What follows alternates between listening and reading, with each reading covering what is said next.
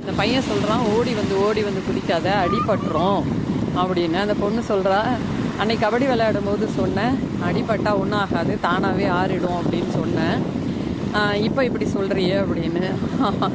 அவன் கேட்குறான், என்னடி இப்படி எப்பப்பயோ சொன்னதெல்லாம் நினப்பு வச்சுக்கிட்டு இருக்க?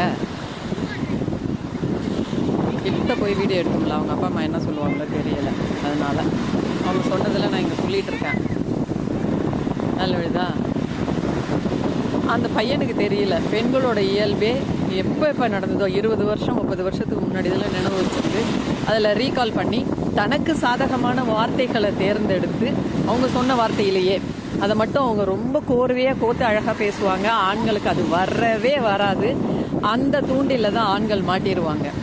அந்த ஒரு தூண்டில வச்சு தான் பெண்கள் காலம் கடத்திக்கிட்டே இருக்காங்கங்கிறது பாவம் இந்த சின்ன பையனுக்கு இல்லை, அந்த பெரியவருக்கு கூட தெரியாது.